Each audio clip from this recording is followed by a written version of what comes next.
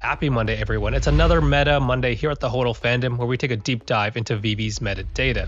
Well, we found another fraud operation, a network of malicious activity. Before we get into that, let's quickly do a recap of the market activity for the month so far.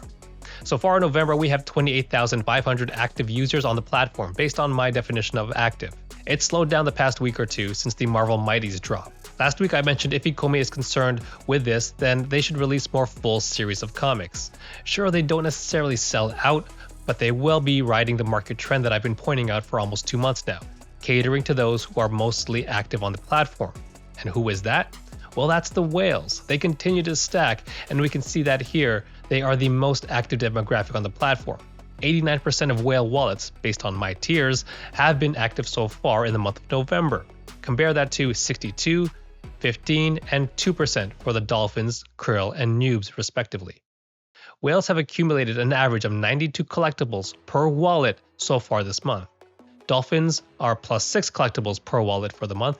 The krill have nudged up just a bit, while the noobs have a net outflow of collectibles so far in November. So we see who's most active overall, but when we zoom out, it's a bit of a different story. Yes, the whales are most active, but mostly everyone overall has decreased in activity in November so far versus the prior month. When we look at the distribution of activity by tiers, we can see that projecting for a full month, we are down versus October for every single tier except one, and that's the tier of wallets holding between 4 and 5k of collectibles. Taking a closer look, it was wallet ending in C15C that single-handedly drove this. They exceeded the entire prior month of activity for the entire tier with about 2,000 purchases on the secondary market. In contrast, the whole tier purchased 1.5k only in October. Now this account and its activity did show up on one of my fraud checks, but when I took a closer look, at first glance it didn't have anything that I would call it suspicious, so I left it alone for now.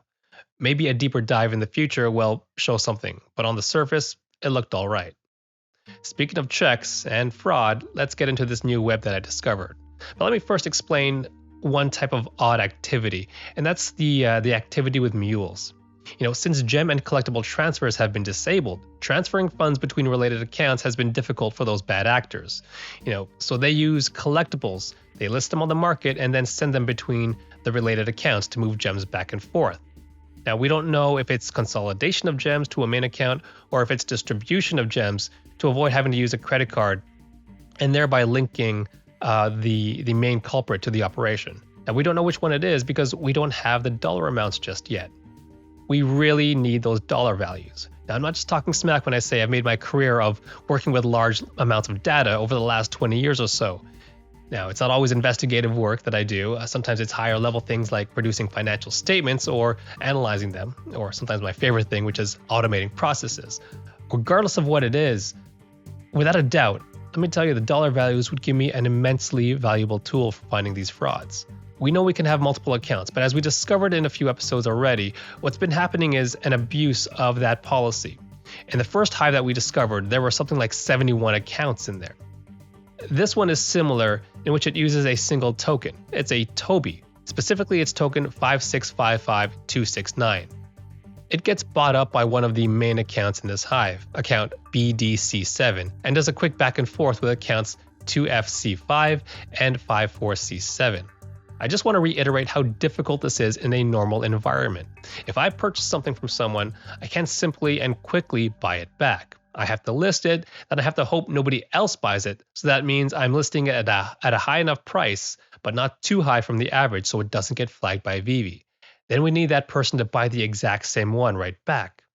Now, each of these back and forths happen on a separate day, which indicates this is a small operation versus the previous ones we discovered, but the speed of transactions does pick up on October the 13th. It gets sent to another bigger main wallet in this hive and does the same back and forth with a bunch of accounts, with each transaction taking just a few minutes, which again is highly improbable in a normal environment. I also want to elaborate on why these accounts just don't funnel or consolidate gems in one single transaction. Without the dollar amounts, I don't know for certain, but I do believe it's because a single large transaction will get flagged. If Toby sells for 15,000 gems, then that will get flagged by Veve's internal detection protocols.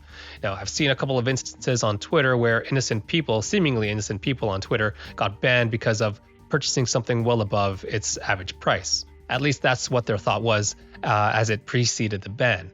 They did get unbanned because investigations, discovered it was probably due to a special serial number or something.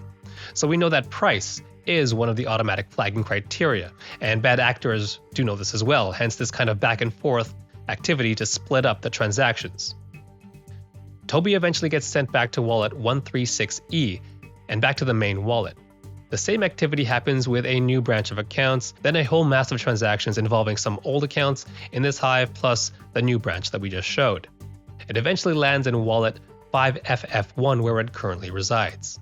These are all clearly related accounts, just moving money around. Now, I'm not going to say that they're bots just yet, but they're clearly doing things that are unreasonable to what should be normal activity on the app, and it gives those involved in this operation more power in the primary markets over others who are acting in good faith. So on this Meta Monday, Alex, Reese, here's another gift for you guys and the rest of the Ecomi team. I know you guys are busy, but let's look into these. Anyways, that's all I got for this week's episode. Thanks so much for watching. Have an amazing rest of your week, and I'll see you in the next video.